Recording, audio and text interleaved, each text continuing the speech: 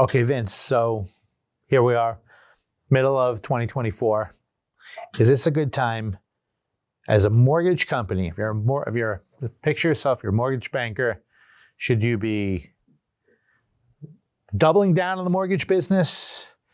Should you be scaling back and holding back until actually these rates start to go into a better direction? I mean, cost of money is expensive now. What are your feelings? I don't know. I think it's really going to depend on every individual mortgage banker, obviously, because it depends on what their cash position is, what their overall strategy is. Fixed expenses. We've seen so many, right, that have given up the ghost. We've seen lots of mergers this last year and a half. It's not mergers. Let's call them. They're acquisitions. Yeah. All right. It's very rare that you have a merger. And the merger is usually done to make actually the acquired feel a little bit better about their ego. I agree with you there. I'm a little concerned. Well, I'm not a little concerned. I'm a lot concerned. I'm a lot concerned because clearly you've got a lot of companies that can't keep sustaining themselves. The marketplace is down so much. We're over 80% off from where we were just a couple of years ago. Yeah. You can't keep all the operations going. It just doesn't work that way. So you're going to see some fall off of this, the acquisitions and mergers and stuff and whatever. I worry that you're losing players in general there. But then I also worry that we're gaining players in places that it's like we're flooding the market. We've seen so many people all of a sudden non-QM, everybody, and every single company that comes into non-QM says we are now the number one or the leader of non-QM, the leader in this, and we are great non-QM players. I'm like, everybody can't be great players in non-QM. It can only be one number one. Well, it can only be one number one. Also, there's only so many, pizza shop owners out there to give a non-QM loan to. That just because now you're lending in non-QM doesn't mean the great marketplace of non-QM borrowers suddenly got so much bigger. And then the margins get squeezed out. I mean, it's with all these non-QM players come in, that's the downside of this. But I'm kind of optimistic about this because, and listen, I don't want to see anyone lose their mortgage company. I mean, that's unfortunate. I've had friends of mine actually their careers have been altered.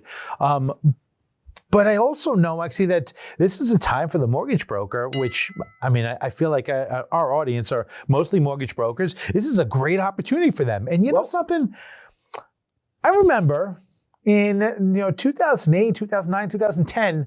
No one was there actually defending the mortgage broker, but basically if you look at actually the mortgage bankers, they were ready, willing, and able to cut us out of the business. So I kind of look actually, and not that I feel that anyone, should be put out of the business, but I don't have as much of a soft spot in my heart for these lenders that are facing actually, the crushing margins, just decreased overall volume and increased cost of actually just running a business. I mean, your tech stack, your tech stack has multiplied from what it was 10 years ago.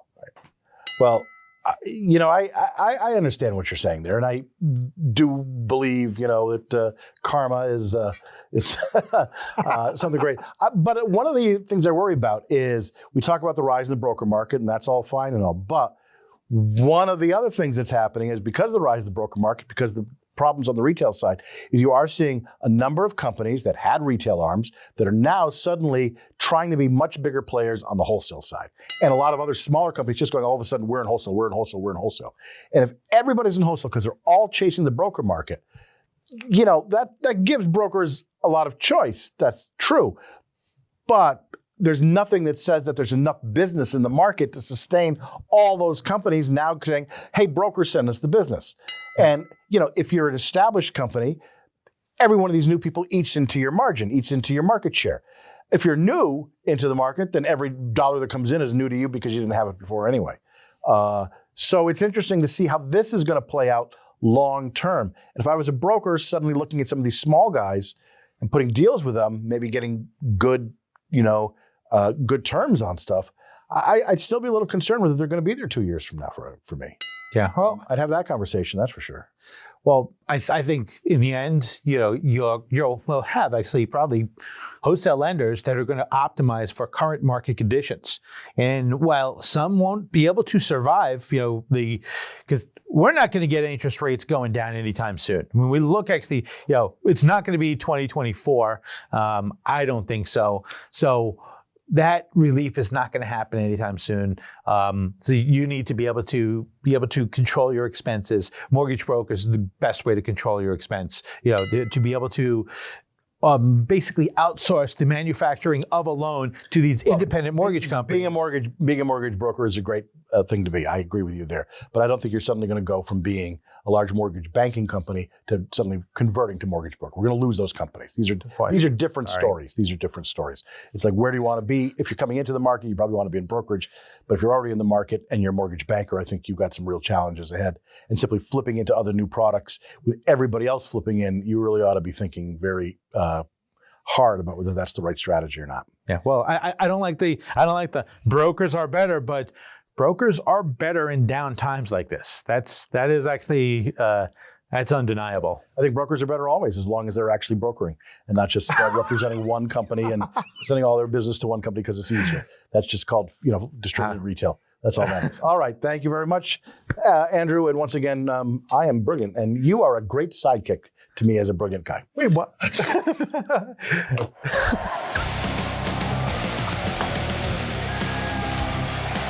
For more on these and all of today's top stories, go to nationalmortgageprofessional.com.